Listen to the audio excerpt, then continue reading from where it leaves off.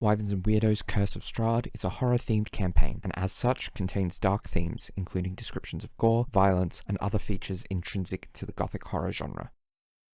Hello, and welcome to Wyverns and Weirdos Does Curse of Strahd.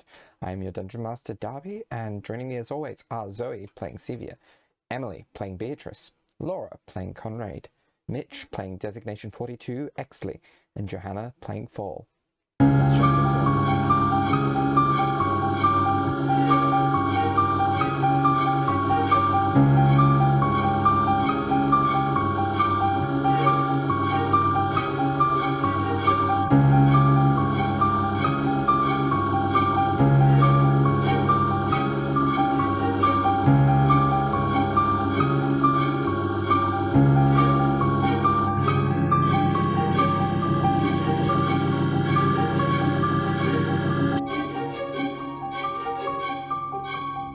So, where we last left off, the party were having discussions and relaxing and planning, more or less.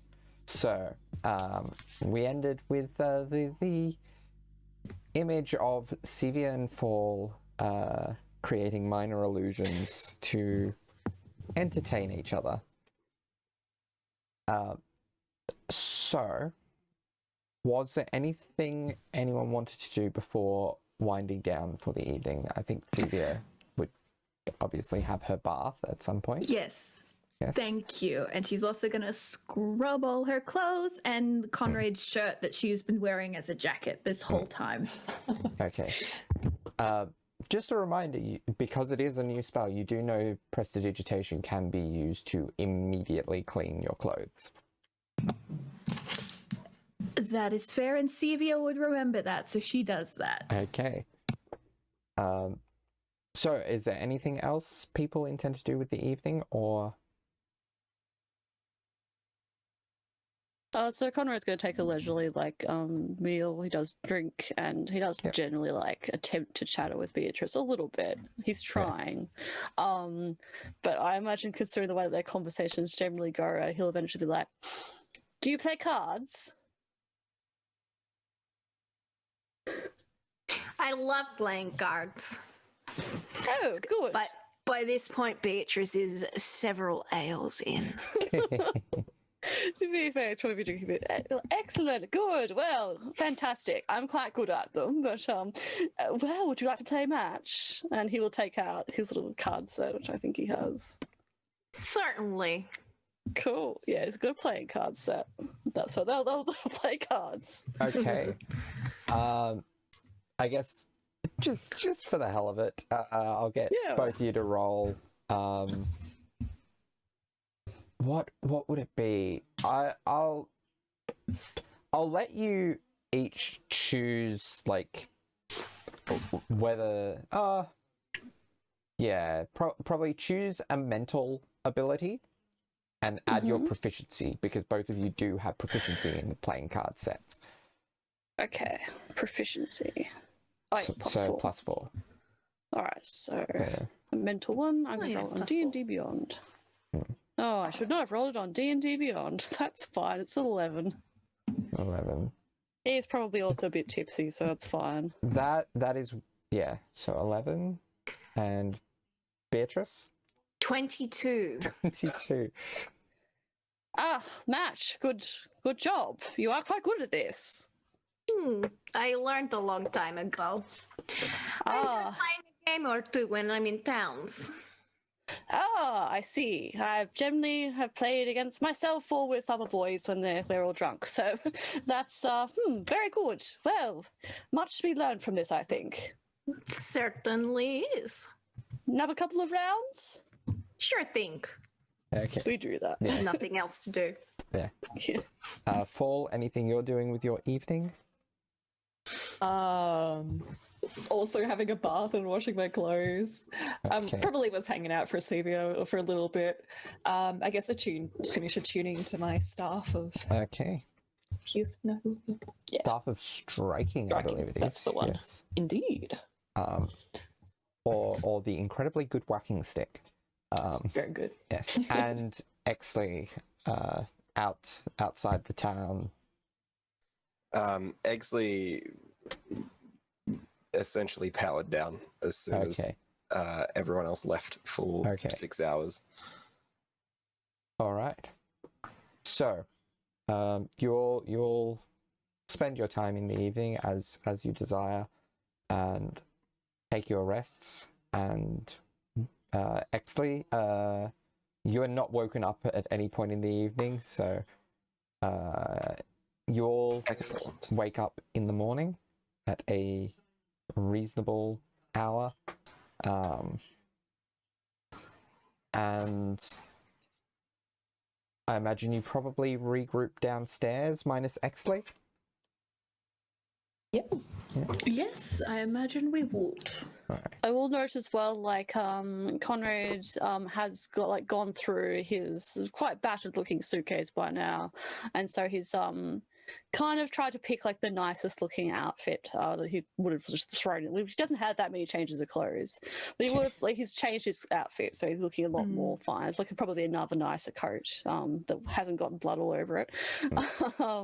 And he's probably like gone and spent some more time like making himself look nicer. He does generally wear a bit of makeup, so he's redone all of that really carefully and very methodically. So he's looking quite fresh and like, I don't know, fancy as he probably looked when he first came to Barovia, and not soon after there. Yeah, and he's kind of like, yeah. Yes. It's sometime in the morning, Beatrice would have taken the time to attune to the cloak that they picked up in the tavern. She also would have she would have unwrapped her little chest of coins and will have taken out about 20 gold and popped that into her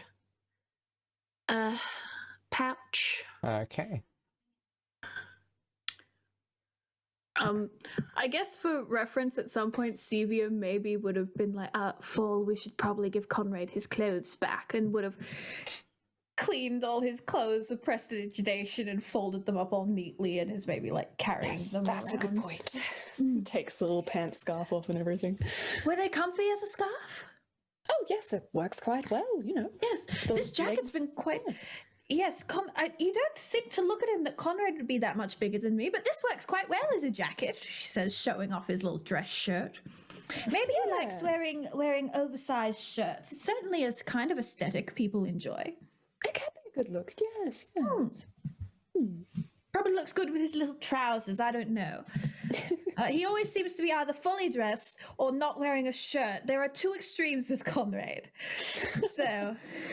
Okay. Sorry to talk about him that way. And then continue. So as you all group up, Esmerelda says, well, we should probably get on the road. It's going to be a bit of a trip, and if we want to get the most out of our time with Mordenkainen, it's best to head out earlier rather than later. All right. Are there any places around to obtain horses here? I know I had struggle earlier, but travelling all on foot is sort of getting a bit tiresome. I imagine for yourself as well, Esmerelda. It's not ideal, but unfortunately, there don't tend to be many places for that around here. No. Well, I wish you all the best of luck walking then. Yes, and the same to you two and Exley when you decide to get on the road. Should only be, I'd say, an hour or two, maybe 3 at the most, to get to Ravenloft. Right. And do we have any kind of backup plan should things go awry at Ravenloft? Do we have any way of keeping in touch with them? There doesn't appear to be one. The best thing, unless there are some kind of arcane means that any of the casters have access to, all I can think of is if things go to shit, maybe Exley can turn into a bird again and try to find a window out and find us. Yes, well, I suppose if you see Exley, Beatrice and I have died, so, Oh!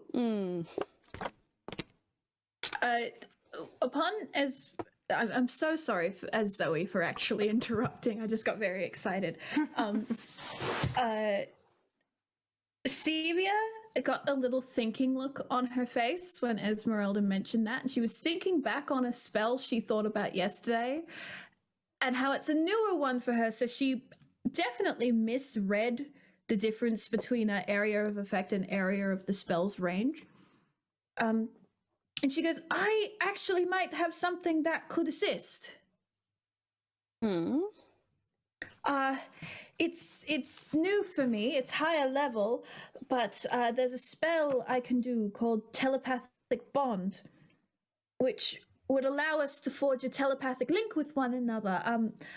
I'd assumed yesterday that it only lasted within 30 feet, but that's just the area in which I can cast it. It can travel through any distance, not through planes of existence, but it can cover any distance, as long as we all speak the same language, which we all do. Marvelous. So it would be speaking in one's mind? Yes. It would be most like, every comparison I'm thinking of is modern. It would almost be like, having just some extra voices in your head. Indeed. Well, that would not make much difference then. Excellent. Well, that's fantastic. If this works, that would solve it entirely. Then if Beatrice and I die, you can hear us die instead of waiting for Exley to tell you. Well, I'm sure that won't happen. I'm sure it'll be fine. I'd hope not. I like having you around. If we're by Mordenkainen, maybe he has a way of getting us to you if things take a turn for the worst. Yes. I will say, telepathic bond, it doesn't it lasts an hour, which is not particularly long in the grand scheme of things. There might... I don't know if there's a way for us to reconvene right before you actually go to Ravenloft, but it's still going to be too much of a trek by the time that they get there. It'll run out. Well, I suppose, It was a good thought. Yes. It would have been... Well, yes, oh well. If this dinner doesn't end up being a full battle, it certainly would be good to know for the future. Yes, absolutely.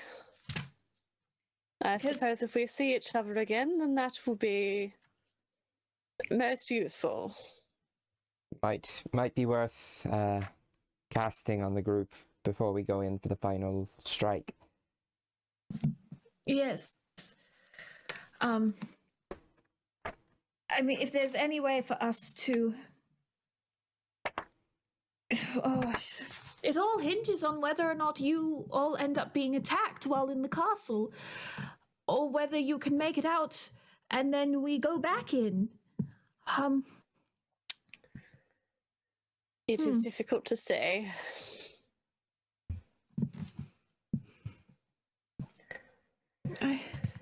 I don't like the idea of leaving you alone like that. We may assess the situation once we actually get to Castle Ravenloft, perhaps. Yes, of course. I'm sure it will be fine to begin with, so we will just have to see how it goes. It's the closest idea of a plan, so it's something must follow, so that is what we shall have to do. Who knows? Maybe Mordenkainen has some way of reaching out to you. Maybe. Yes, fingers crossed. He's a stronger mage than I, so hopefully. All right. And I can't remember if she's already got it or not, but if she doesn't, Conrad will then kind of like sigh and then take the book, the Strahd's diary, and give it to Cevia. I can't remember if she has it already or not. She does It's not. changed hands like 100 times at this point. But yeah, he'll sigh and then just hold it out to her. Oh, thank you. Yes, that's right. This was part of the plan. Yes. Yes. Yes, Esmerelda's plan. Well, we don't want you being a target with that book in there. So I'll just be a target with the book out here. It's fine. Yes. Thank you, Conrade. Beatrice sort of steps forward and pulls a dagger out of nobody quite knows where, and steps up towards Fall and says, just in case you may need to, I don't know, stab, Conrade and I discussed perhaps you should take this, and hand the dagger to... Thank you. I actually already have a dagger. He pulls up one that I think was given by Van Richten. Thank you for the offer. It's not really my favorite way of fighting, but I suppose, yes, I'll have to keep this in mind. It's good to remember. Just in case you may need to, I don't know, take a vampire's head off. Yes, that's a good point. I was considering, like, when Strahd came, can I tie a dagger to my staff and then stab it through him? Make your staff into a spear. Yes, something to consider. Thank you. Well, hopefully it won't be necessary. Yes. And yes, to you three, I hope your endeavors go well. I wish to see you again, so best of luck. Yes. We've rather become a good little group here, I think. So, I hope to see you all again. In fact, I will. And yes. we will will that into existence. Yes, we'll see you on the other side. We'll be with you at the battle and then all back home, I'm sure. Certainly. Yes, well, we shall see how it goes. I hope your travels to Mordenkainen go well. Thank you. Yes. Shall we get on the road? We've got a long journey ahead of us. Let's go. And when Fall does turn, Conrad will palm something into Fall's hand. Oh my god! I rolled a nat 1. I was like, oh, what am I gonna roll?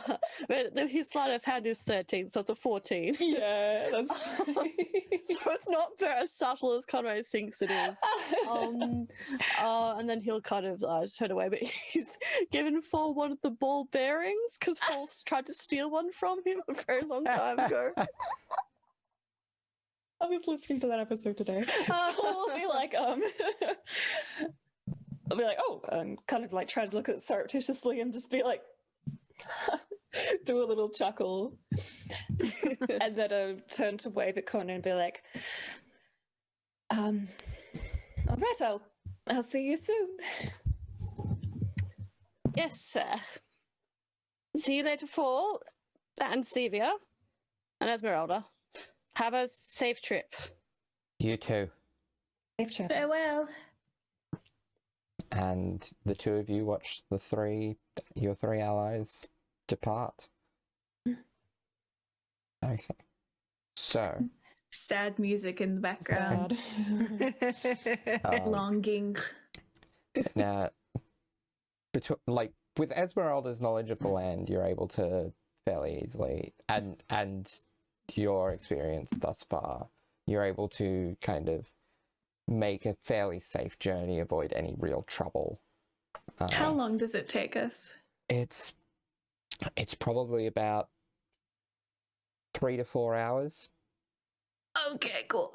Yeah. At some point, Cevia is going to turn to Fall and be like, before we go into whatever the final combat with Strahd happens to be, before we do that, I think we should all write our addresses on each other's arms or something like that, because when we free Barovia, I don't know if we're going to go back to Fierlor together or if we're going to go back to where we were before, and I want to be able to find you all. Yes, and that's... you know, I can't just go wandering around Dora and being like, has anyone seen a Kenku named Beatrice? Has anyone seen a man named Conrade? Has anyone seen a Conrade? And then I didn't even know how to begin asking about Exley. It's true, I don't know where he's going to end up. Yes, that's a good idea. I don't know if I'm going to have an address when I get back. I was kind of just living in a communal house with my troop. Oh. But I'll write down that address in case I'm allowed back in. Good, yes. Yes. And I'll give you the address for the university. And she also kind of, because there's the backpack she shares with Fall where they keep all their stuff, but she also has been carrying Kazia's backpack this entire time. And she's like, at some point I have to return his things, so hopefully there's an address in one of the books. True. If not, at least he was from Durham. I can ask for the Temple of Daemir. Yes, that's good. You came from the same place. I'm sure you'll be able to find somewhere to put his belongings. She gets a really put out look on her face. She goes, can I ask you a question? Of course. I know we've discussed Cevia previously. What was your opinion of him, really? Well, I wasn't exactly fond of him. He reminded me a lot of some of the monks who taught me, and, well, I don't know, they're very rules-oriented, which is fine and everything until those rules go in bad directions. I don't know. He probably wasn't a bad person. He just reminded me of some bad things and the whole... I don't know. I wasn't a big fan. I didn't get to know him very well, though. And I didn't want him to die. That was very upsetting. Yes, no, I'm sorry, why did you ask? She looks over at Esmerelda to see if Esmerelda is listening to these two chuckle fucks have a conversation behind her. She seems more focused on making sure everything's safe. Okay. She kind of sighs and she goes, well, I must admit to having done a little bit of snooping. Oh? Through Kazia's things. Not whilst he was alive, but recently, whilst we were in the temple.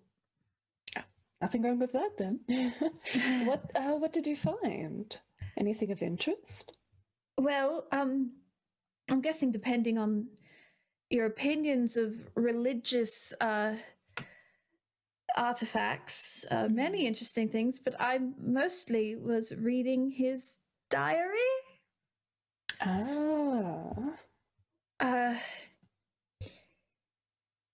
I think beyond anything else, there were many reasons he maybe seemed more rules forward than one would expect, I guess. He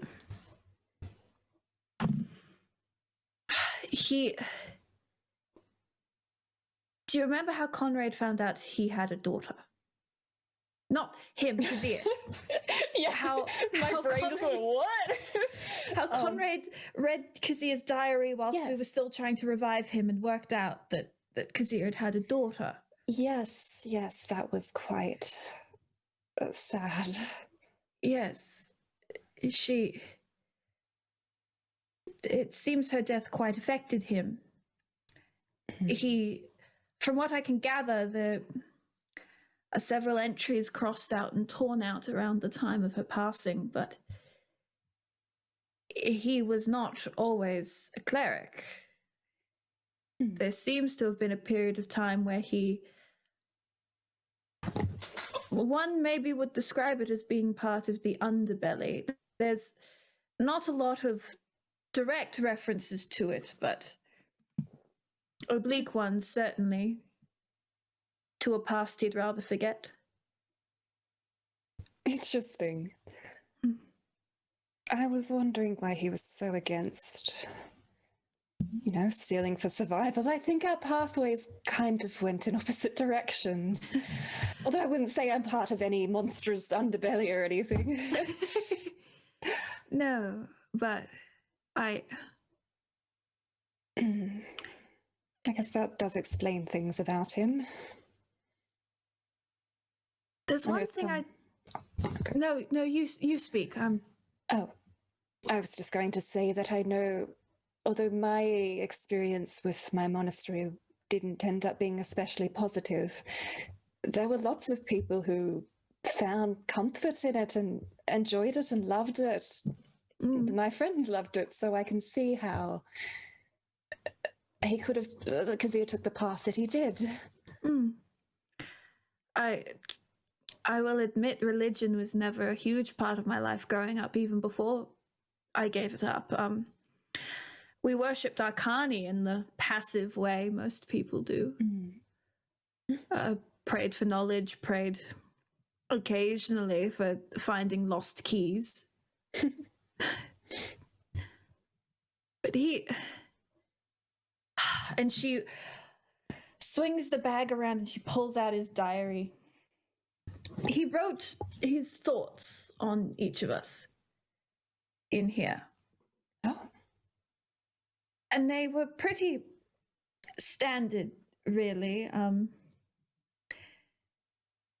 He definitely referred to you as a normal tiefling, which I think says a lot about how he viewed his own physical form. Yes, that would make sense. But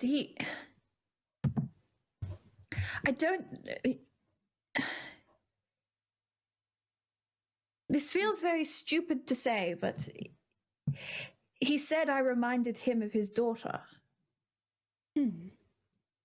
So I can understand why maybe seeing someone who reminds him of her shoot lightning at someone because they don't like the way a sale is going maybe wasn't particularly good for him. But I can't help but feel angry. Why is that? Because I did not ask for another father. I did not ask to be a surrogate for his daughter. And, if he wants to be a ghost, he should haunt me. I don't like having these thoughts in my head with him not here to answer them. Because now I just want to ask him what right he thinks he has to that. To me. It feels... I'm sorry, this has all gotten quite away from me. I've been thinking about it for days. I started praying for once, and I can't... It seems like it's something that's you're really struggling with. It's difficult when people put you into roles that you don't agree with, and then, oh gosh, I can imagine when that person is gone, you can't even confront them about it. I guess...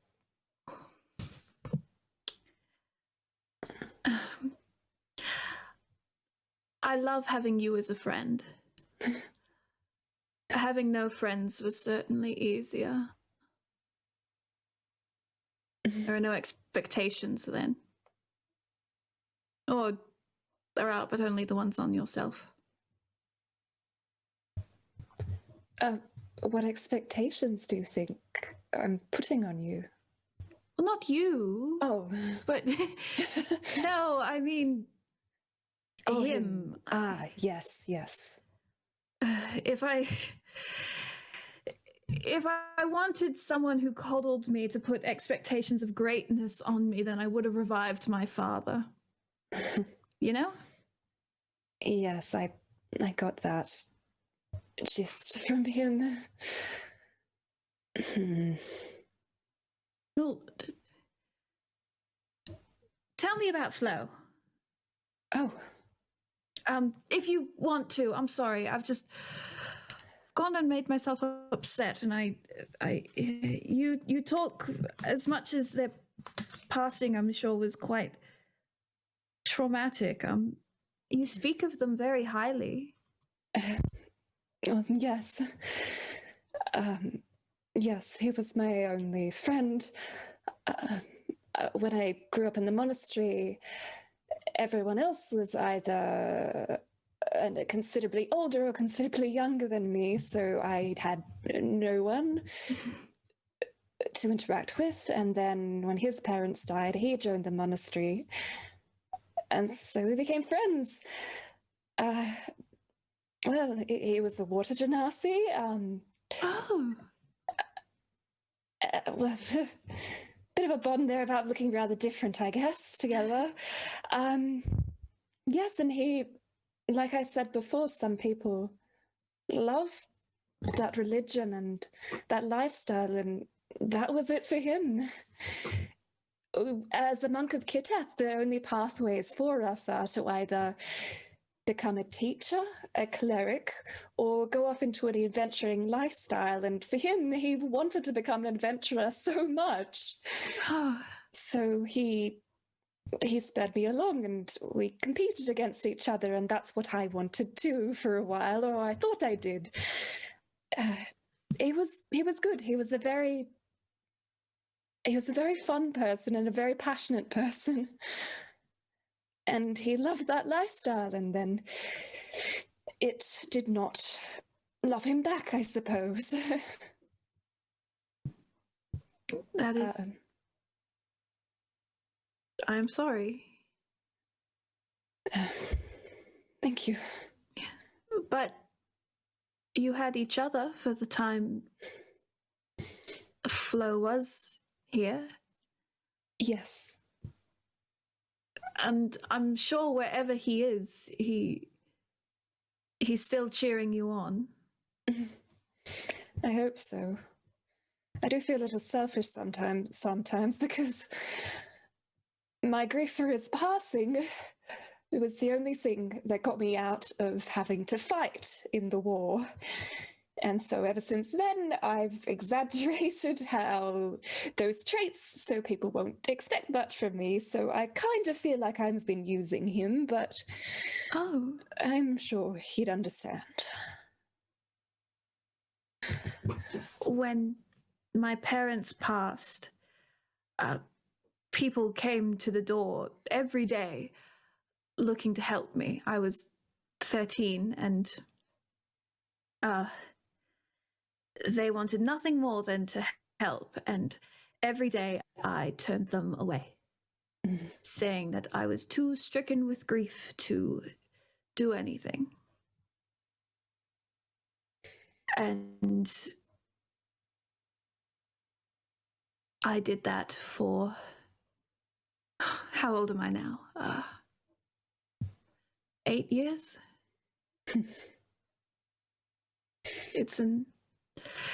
It may not be a noble impulse, but it is understandable. You were at war. Why not leave? Yes, I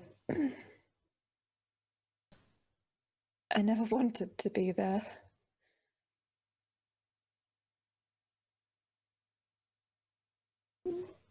It's hard. It's so hard to deal with losing people. It is. And speaking of which, he takes out the necklace. I know you gave this to me as a gift, and I appreciate it. But I just wanted to ask again: Are you sure that you're comfortable giving this up? Yes. It meant so much to you. Yes. Again, the fact it meant so much to me is why I want you to have it. You know, you said Flo was your only friend. Well, that's not to make light of it, but one more friend than I've ever had. So maybe it's good to share what I can with you.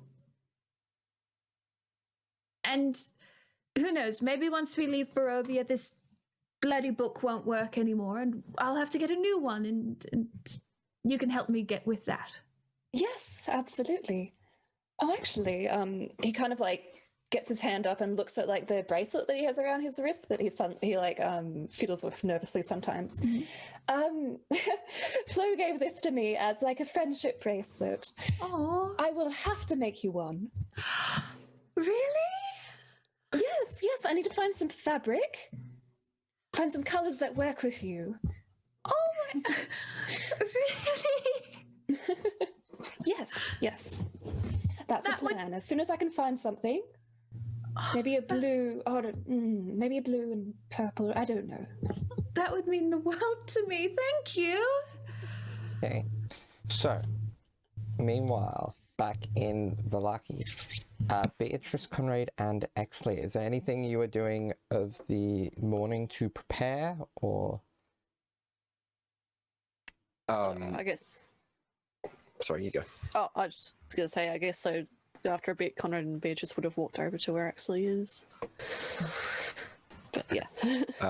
Exley would probably just be putting the finishing touches on reasserting his control over Prime so that he doesn't go crazy and kill us all halfway through the trek.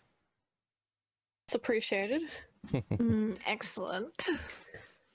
Excellent. And oh god, yeah, Conrad was very terse the whole time, like very like tense. I suppose the second like Esmerelda, Cevia, and Fall left, which is probably not that much of an issue because Beatrice is not a huge talker either. So, but yeah, we've just been seriously walking out there, and I think then when they arrived, actually just going over like either a copy of the map that maybe Cevia might have given them. I'm not sure if she did that. Yeah, she did. She would have, yes. Yeah, so he would have been going over that. I think he spent a lot of his time the night previous before he went to sleep taking notes in his own diary. And so he just kind of like just busy himself looking at the map, trying to familiarise himself with everything. Okay. So, yeah, the three of you are reunited by Exley's lean-to. How did the lean-to serve overnight? It was reasonable. Excellent. Beatrice walks up and is, I like what you did with the place. Thank you. I am quite proud. It looks like it sufficed the purpose, I believe. Neither of us died in the night, so I would agree.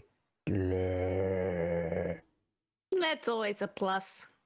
It is true. It was good to have an uninterrupted night's sleep, I must say, in an actual bed. I would not say no offense to you, Fortitude, because you do not require a bed unless you are a dog, so, yes. Okay, so Strahd's Manor. This will be interesting. Apparently, it's a potential 2 to 3 hour trek. Isn't that excellent? No horses anywhere. Fantastic. I suppose Strahd will just have to. He kind of like bundles up the coat, kind of like ties it around his waist, rolls up his sleeves, and he's like, "Okay, well, we'll just have to make the best of it. I suppose once everyone's ready, we'll have to set off." If you wish, I can become a horse. We will still need to move slowly. Yes, true. I suppose we cannot move that far, considering we'll eclipse too much distance from Prime. I will be fine walking for a time, unless Beatrice, of course, you require. I'm transport. right to walk. Okay. I do think what we need to do when we get there first is to try and find the mage's staff. Do not forget that it is supposed to be somewhere near Ravenloft. Ah, yes, a good point. Hopefully it will be easy to locate, or at least there'll be some indication of it. That was your old master's, was it not? 42? That is correct. While I was able to locate the spellbook, the staff has eluded me. Perhaps with more pairs of eyes, we can find it this time. Yes, perhaps same with finding your master. It will be a feeling that you'll be able to hone in on the closer we get there. I suppose there's only one way of finding out. Well, are we all ready? Yeah. Let us go. Good. All right.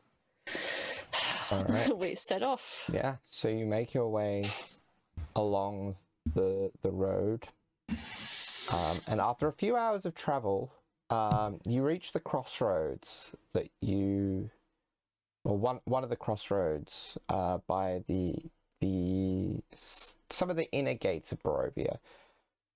And even here in the mountains, the forest and the fog are inescapable.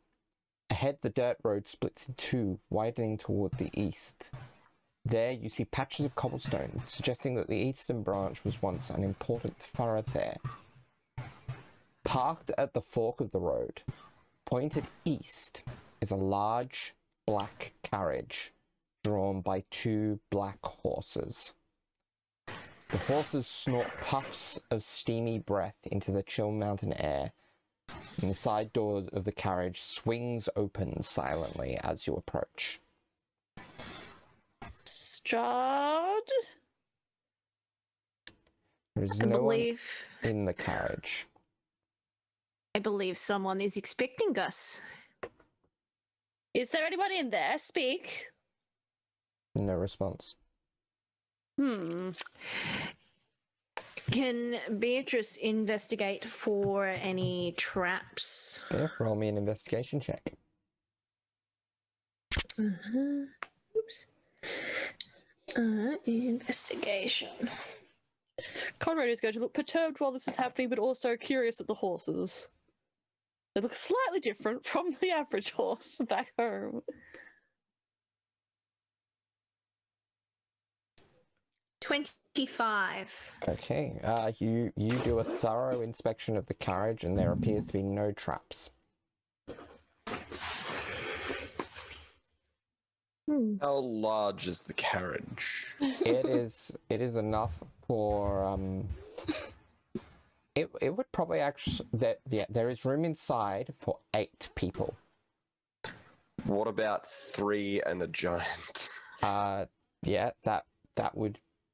It would be a bit cramped. It would be a bit cramped. Vertically, but Holy crap! but it is possible. Stevie, How I'm so strong do glad these you did not horses come. look? They're strong enough to carry a carriage that's going to carry 8 people. At least. Boy. Okay. Well, Exley's going to look at the carriage, and then look at Prime, and then look back at the carriage, and then look back at Prime, and then look back at the carriage. Any traps, Beatrice? Nothing that I can find. My word, it looks quite big inside compared to the outside. Mm. It does indeed. Oh! He attempts to follow Exley's staring from Prime back again. Oh! Prime may fit inside also, possibly then. All right. And he's going to reach into his pocket, take out a handkerchief, like a little scarf, and then just tie it around his nose. So they'll be like, "All right, let's try this." Just before we do get in, is there any sort of wooded area near the carriage? Not really, not in the immediate. You've passed through some wooded area to get here, but not around the carriage itself. It's fairly clear here. All right, so Beatrice is terrain-wise. going to duck around and stand behind Prime, and she's going to conceal the hilt somewhere on her person. Okay. Just roll me a sleight of hand check for. Sleight of hand. Yeah. Ooh, okay. That's not bad. 21. Okay, so you're pretty confident that this is fairly well hidden. Okay. She's going to follow whatever Conrade and Exley do. Conrad's going to stand with his arms folded, watching. Okay, like, well, probably would be best to see if Prime can fit in first. I do not really fancy being squashed up against the wall by him, so... Is there, like, space at the front of the carriage? Like, is there a seat for, say, a driver at the front of the carriage? There is. Oddly, there don't appear to be reins, though there is, like, the usual seat. carriage seat. Yeah. Okay. Shall we attempt to enter the carriage? Yes. Prime first, I would suggest. Prime, enter the carriage, please.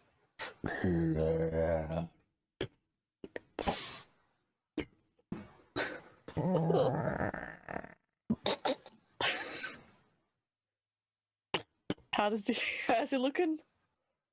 It's stable, although like yeah, he's squished vertically a bit, so just like shoulders right up to the neck, head squished down, knees up to the chest, that kind of thing. Well, at least we are now certain that there are no traps inside. And it will be an interesting little trip. Excellent. Well, all right. I suppose we had better get on then. And he's going to unroll his sleeves, put his coat back on, and try to like neaten himself up after having walked for 2 hours. And then Conrad will go into the car. Okay.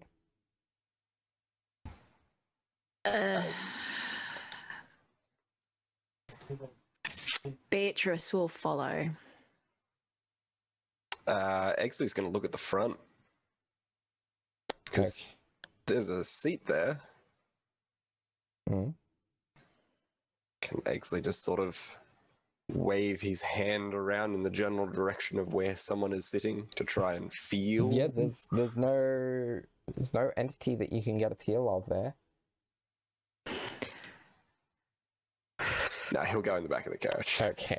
Okay. And as soon as you are in and seated, the carriage starts to move and make its way down the road towards Castle Ravenloft. Exley powers down for the trip. So, after winding through the forest and craggy mountain peaks for a while, the road takes a sudden turn to the east, and the startling, awesome presence of Castle Ravenloft towers before you. The carriage comes to a dead stop before twin turrets of stone, broken from years of exposure, Beyond these guard towers is the precipice of a 50-foot wide, fog-filled chasm that disappears into unknown depths. A lower drawbridge of old, shored-up wooden beams stretches across the chasm between you and the archway to the courtyard. The chains of the drawbridge creak in the wind, their rust-eaten iron straining under the weight. From atop the high walls, stone gargoyles stare at you out of their hollow eye sockets and grin hideously. A rotting wooden portcullis. Where did I go? Hideous. A rotting wooden portcullis, green with growth, hangs above the entry tunnel. Beyond this location, the main doors of Ravenloft stand open. A rich, warm light spills from within, flooding the courtyard. Torches flutter sadly in sconces on both sides of the open doors. We're going to jump back to Cevia, Paul, and Esmerelda as they reach the entryway to Mordenkainen's mansion.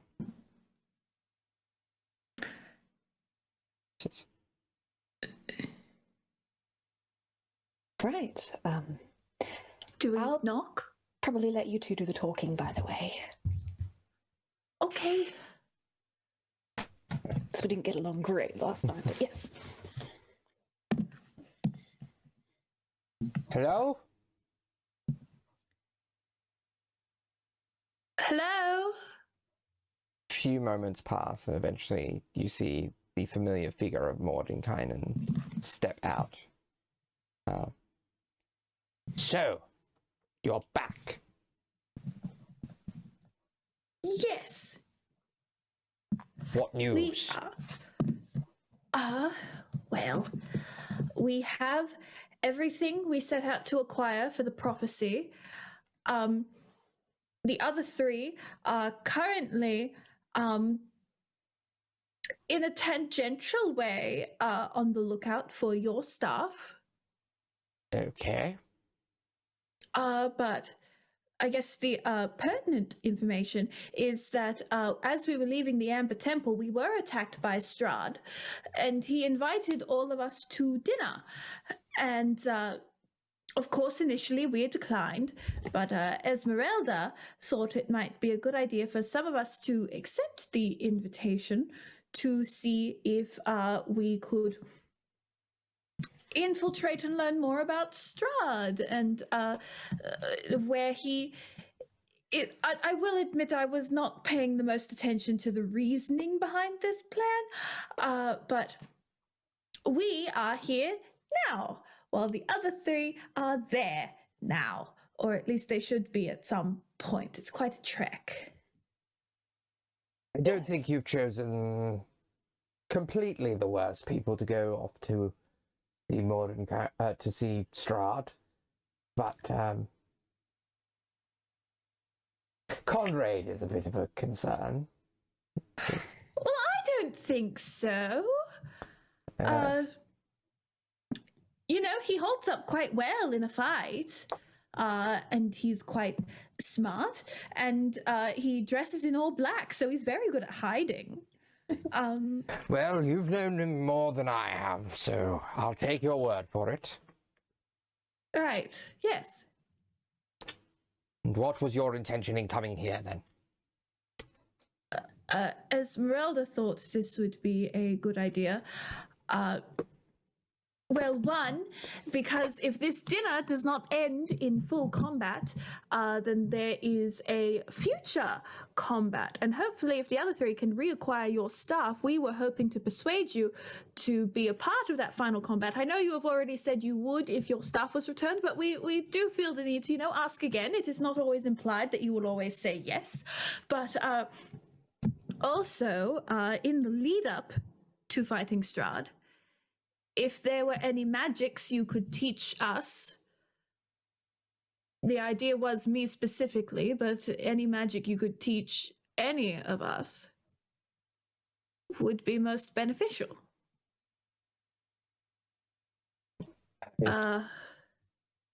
I have many vials of arcane ink to transcribe spells.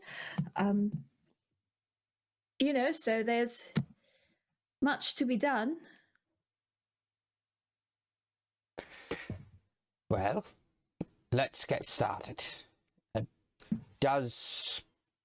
Has Fall taken on more arcane forms of enchantment since we last spoke?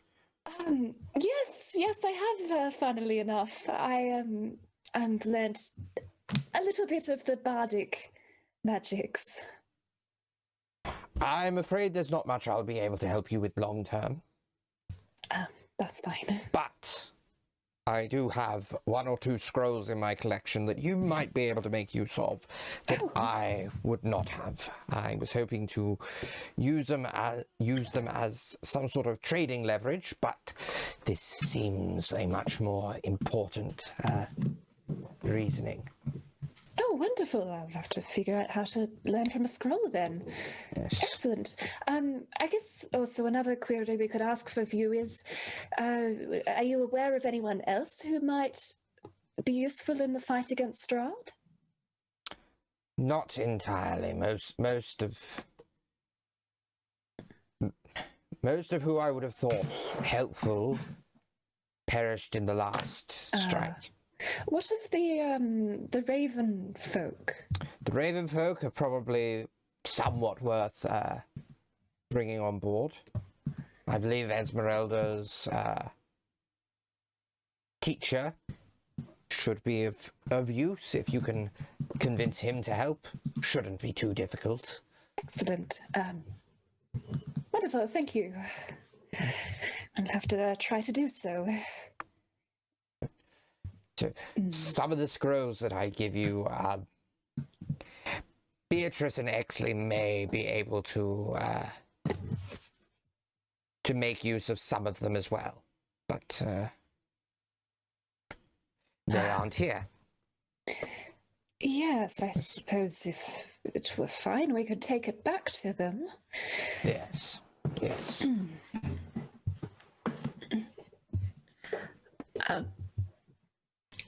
Well, may we come in? Of course. Come on in. All right. Cevia looks very encouragingly at Fall this whole time, like, you're doing great. Well. Yeah. Fall gives like a cautious thumbs up.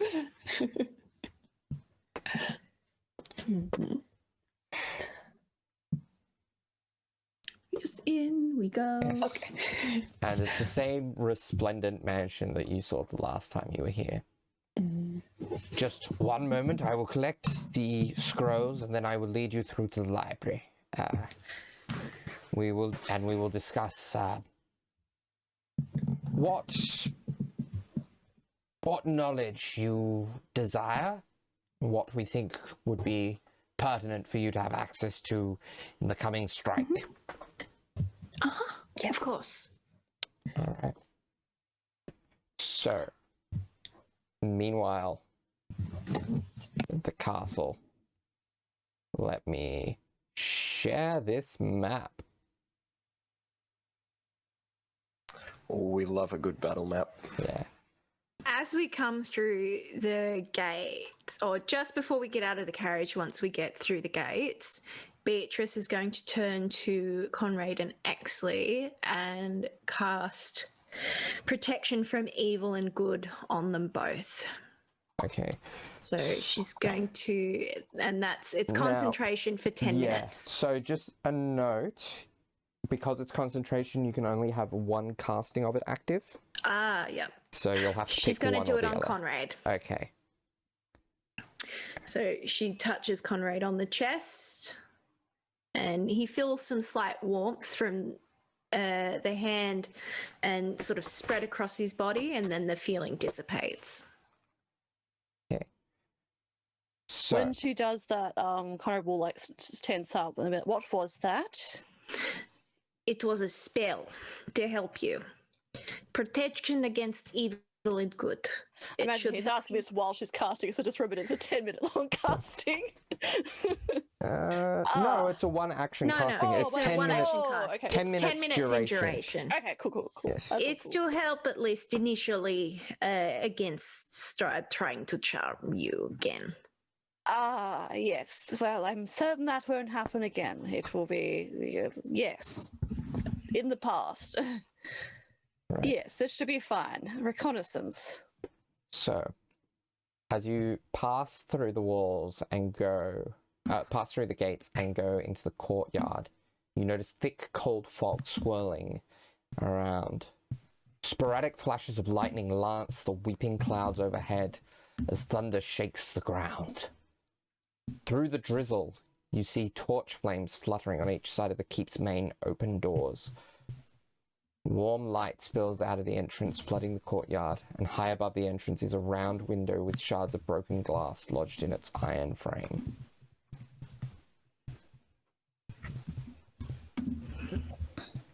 Do you desire to step through into the main courtyard?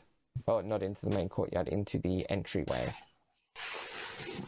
You don't see anything else? Exley will. Not of note at this point. Alright, well, if Exley Exley will knock on the door and Okay. ask permission to enter. Okay.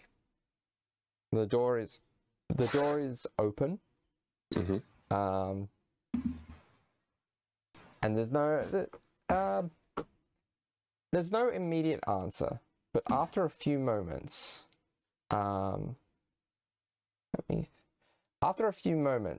an elf with brown skin and long black hair descends the wide staircase, or comes into the entryway.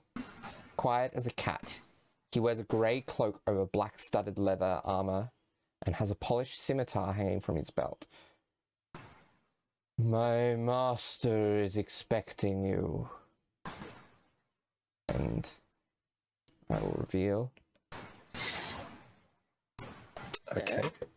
Interesting. This figure. That's pretty much how you described him, yes. He's a 3 out of 10. He looks It's only kind of because like of the fangs. Elrond. Like if He if does, Elrond was evil. Like Yeah, bitchy yeah. Elrond. Had a Bitchier massive- Elrond. Had a massive scar across the forehead. Interesting. Ah, excellent. He was expecting us at this time or just in general? It is approaching dinner time. Close enough that I was instructed to expect company. I see. Conrade said is like standing behind Exley, poking his little head out from behind him. This was Exley who knocked on the door. Good. Well, Exley will turn to the others and then turn back and take a step into the entryway. all right. Conrad will follow. As will Beatrice. Are you giving any command to Prime? I am giving the command to follow, Okay, and we'll just see what the reaction is. okay. You keep strange company, he says, looking at both Exley and Prime. I look back and say, as do you. Oh, the sass. Well, there's very strange lands here. The dining hall is right this way. And it leads you through the great entry hall. While he's doing that, Conrad leans into Beatrice and is like, "I've noticed he keeps emphasizing the word dining and like dinner. Do you think it means like this? Do you think this will be an actual dinner, or are they going to try and eat us? Because that's sort of how the implication sounds. This is sort of what all I've been expecting, but I would prefer an actual dinner, to be honest." The way that Strahd seems to work, I don't think that this is anything over the top. I think it may be dinner. Quite possible. We shall see. So, cobwebs here stretch between the columns that support the vaulted ceiling of a great dusty hall dimly lit by sputtering torches in iron sconces. The torches cast odd shadows across the faces of 8 stone gargoyles, squatting motionlessly on the rim of the domed ceiling. Cracked and faded ceiling frescoes are covered by decay. Double doors of bronze stand closed to the east. To the north, a wide staircase climbs into darkness. A lit hallway to the south contains another set of bronze doors, through which you hear sad and majestic organ tones.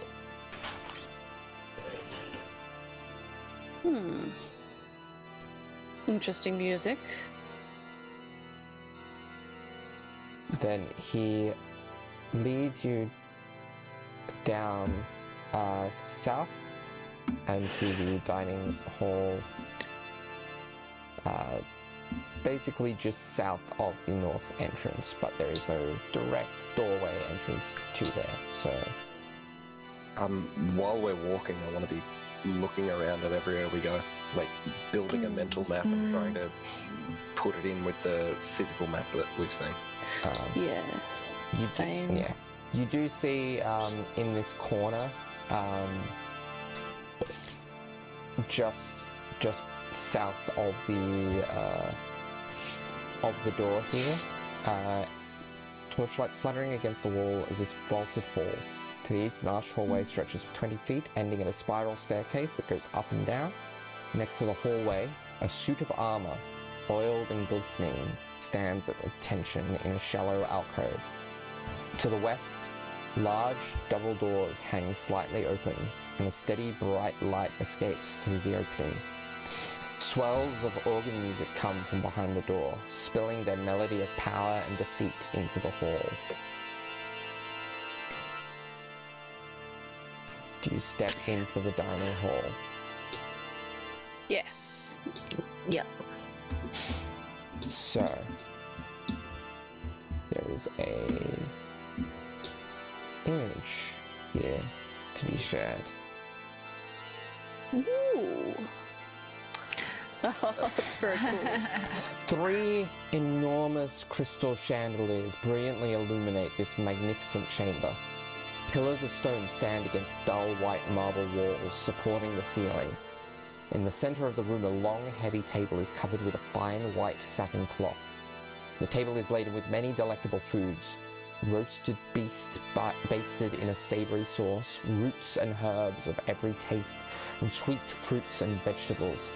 Places are set for each of you with fine, delicate china and silver. At each place is a crystal goblet filled with an amber liquid with delicate, tantalizing fragrances. At the center of the far west wall, between floor-to-ceiling mirrors, stands a massive organ. Its pipes blare out a thunderous melody that speaks in its tone of greatness and despair. Seated at the organ, facing away from you, a single caped figure pounds the keys in raptured ecstasy. The figure suddenly stops, and as a deep silence falls over the dining hall, it slowly turns towards you. Beatrice claps.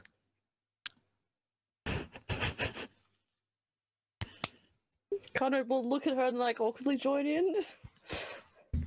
Following Exley her and Prime cue. do nothing. The moment it turns, you recognize its face as that of Strahd. Thank you. You are very talented. I am... You take up hobbies when you have been around for as long as I. Please, take a seat. Beatrice sits down. Excellent. Thank you for extending your invitation to come here. Again, jolly good music, as Beatrice has said. Thank you. Rahadin, Yes, boss. Conrade Go will sit down and too.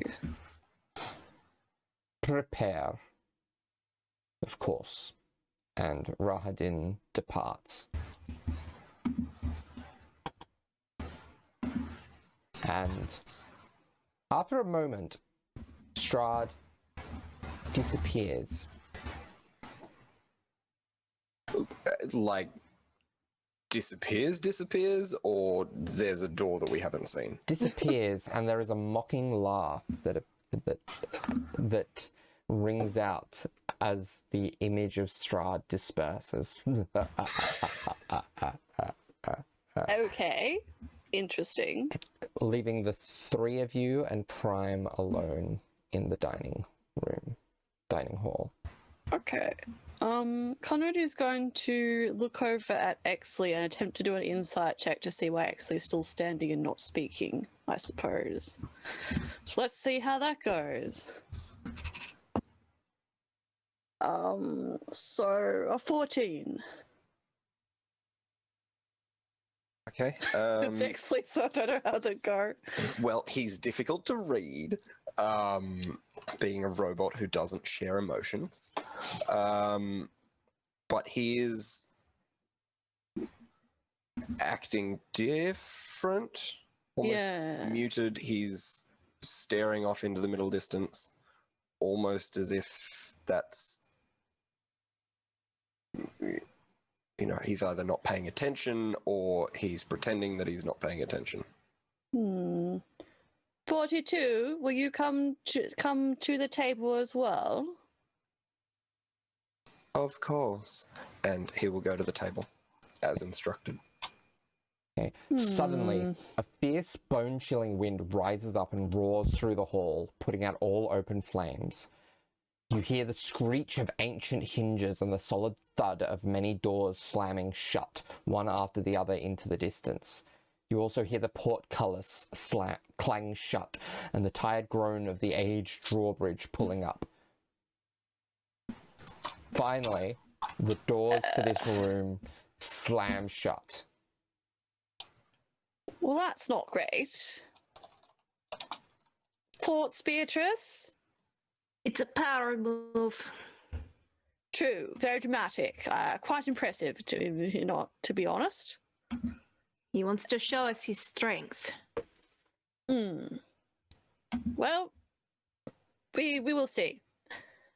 I must say the spread looks quite nice on the table. Can only hope it's not poisoned. Now, it should be noted, Conrade, you in particular have trouble seeing in this. Oh yeah, I forget because I'm a human.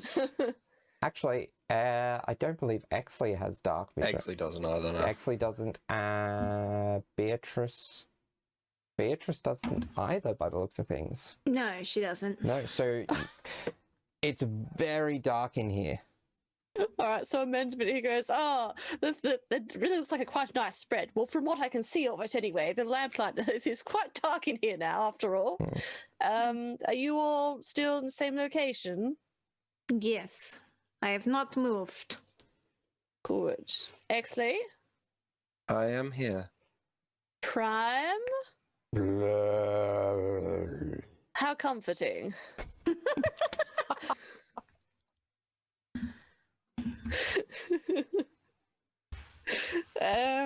Well, this is interesting.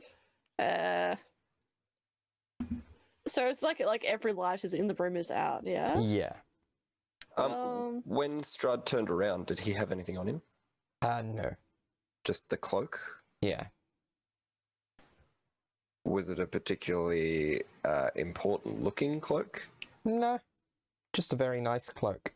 It was the same cloak that was on before, yeah? Yeah. Like the last time that we fought him. I would like to cast Locate Object on the cloak, please. Ooh. On Strahd's cloak. What is the range on Locate Object?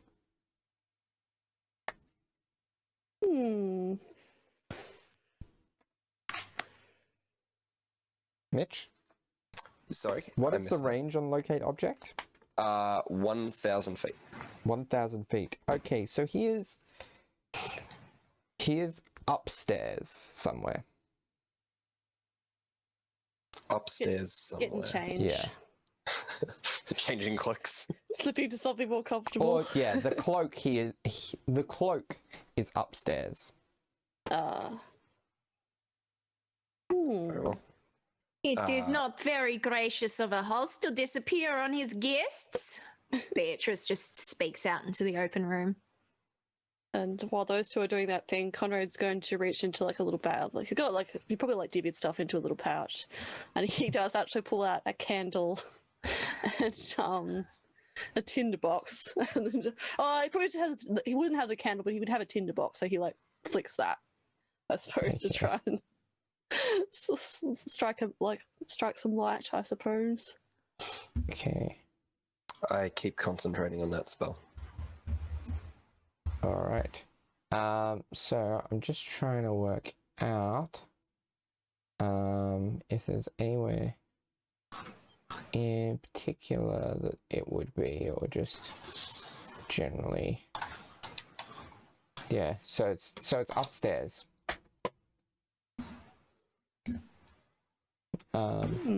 It does not appear to be moving at all. Cool. Okay.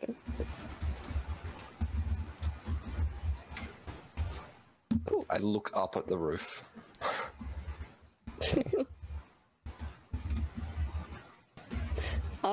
Is there anything different in the room that Conrad can see from like the light from the tinderbox? Not in particular. So yeah, it's just the central table surrounded by chairs, laid out with food, and the organ to the east, to the west. You can't like and then like kind of we'll just try to like light the candles at the table, I suppose. Okay. Like it's just somewhat nervously, I suppose.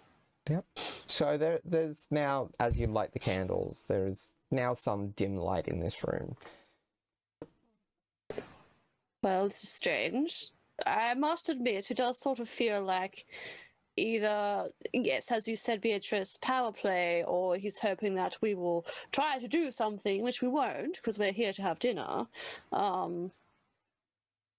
And also, it would be very strange to do so after the host disappears immediately and all the lights go out. So, Now, someone's attacked Strahd, and, you know, the whole castle is sort of revolting. I don't know. Indeed. It is all actually quite a common employee thing, actually. Oh, I know that once Papa had a dinner where he did not turn up for a full 12 hours. And then, half of the associates that were invited, they were murdered. But, it was quite funny, actually, because they were just twiddling their thumbs for such a long time. So perhaps it's the same thing. Reminds me to never go to a dinner party at your place. I would not recommend it. Even the safe ones are not very fun. So, of course, if you stay in the family's good graces, everything's fine. But, I don't, and many people don't. So, well, I wonder when he will be returning. Exley, Hello. you notice, although the organ appears locked in place, with your passive perception, you would notice that there are scratch marks on the floor that suggest the organ can be slid outward.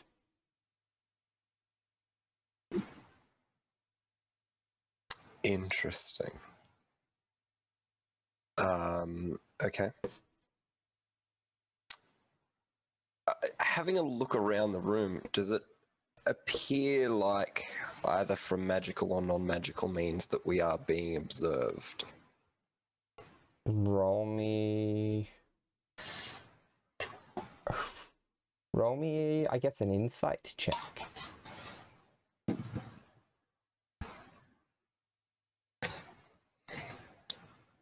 23. 23. There doesn't seem to be any any magical observation or mundane. Okay, and the laughing appears to have stopped. Yes. Excellent. In that case, I'm going to... who would be closest to Exley?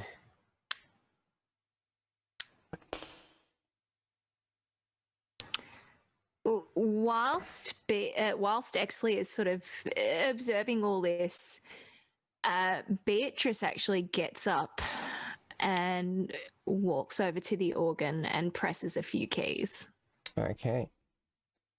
So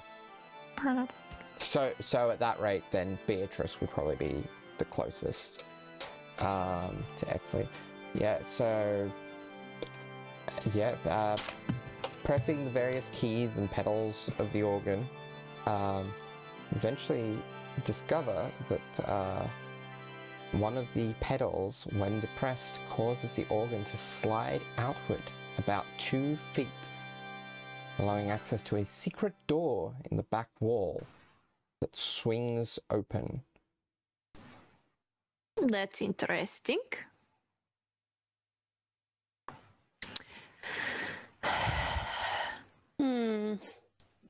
Beatrice sort of goes around and pokes her head through the door. Okay. So you see the castle court. So there's what appears to be an archer's post. With the castle courtyard visible through arrow slits in the north and west walls. Leaning against the walls are mirrors of various sizes, with some as tall as humans and others small enough to fit in a backpack.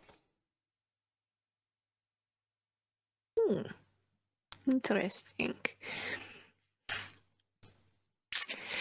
She comes back into the room and says, so there seems to be a secret door behind the organ, Conrade. Okay, strange that he would leave us here with the means to do so, but interesting. I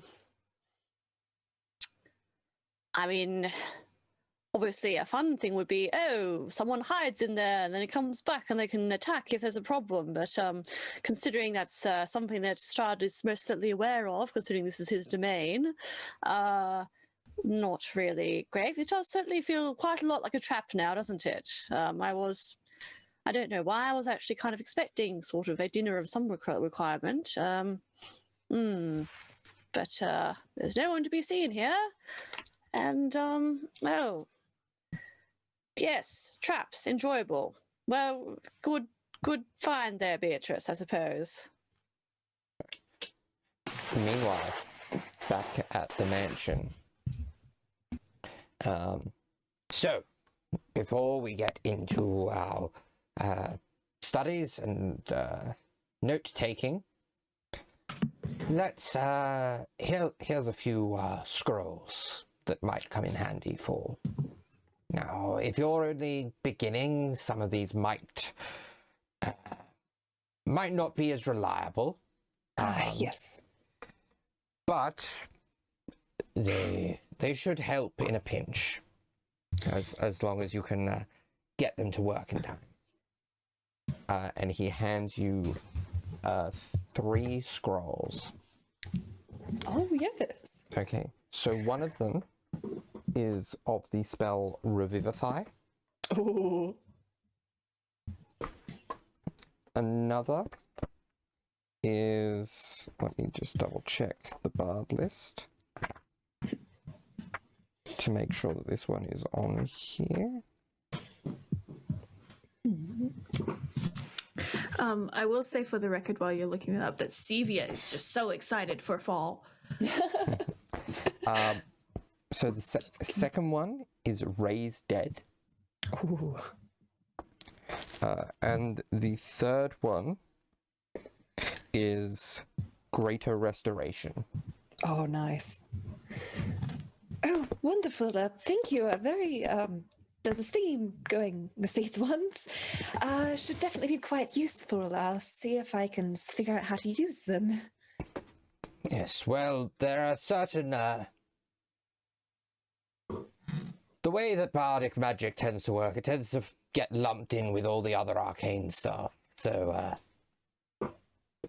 you go to collect arcane scrolls, and sometimes you end up with stuff that is usually only the domain of the divine casters that some bards are able to do. Yes, I'll have to see if I can do that. Thank you. Yes. It's very, very generous. These two, and he points particularly at the Greater Restoration and the Raised Dead Scrolls, those are going to be a bit trickier to use in the moment. Yes. They're all, and they might take a while before you can use them reliably. Considerably more time than it will take to utilize the Scroll of Revivify reliably. I see. Thank you. I'll figure out how to study these. Yes. You may, with time, be able to replicate their effects, but as the way bardic magic tends to work, you're best off utilizing them for the casting of the spell that comes with it. Thank you. Yes, as I said before, I'm still fairly new to this form of magic. Of course. But something I'd like to improve upon. I guess, for one of interest, what is a spell scroll like? Is it like a detailed list of how you cast a spell? Is it some kind of magical symbol that you like? How would it be? Yeah, so it's a mixture of things. So it is it has obviously the arcane formulas for casting the spell. So if you were to have it in say a wizard spell book, it looks not dissimilar to the kind of shorthand and formulas that would be present there. However, it also has special filigrees and decorations throughout, incorporating various additional magical materials.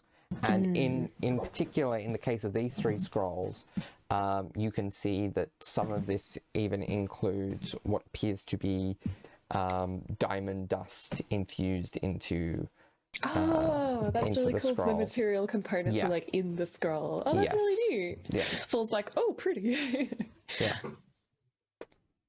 Yeah. It's definitely just thinking as well, later I will see if Cevia can help me decipher this. Yeah. All right. Now, Cevia, let's get to work. And that's where we're going to leave it for this week. Excellent. Oh boy. Yes. Gosh. Are we ready for a library montage? Wow. Two groups are having such a These different folks are experience. reading. Great Strahd's escape room. Will we solve Strahd's escape room puzzle? So Let's we find out. will discuss. Thank you, everyone. We will discuss between now and next session possible spells for Cevia, and we will see you listeners next time. Goodbye. Bye. See you next week. Bye. Bye.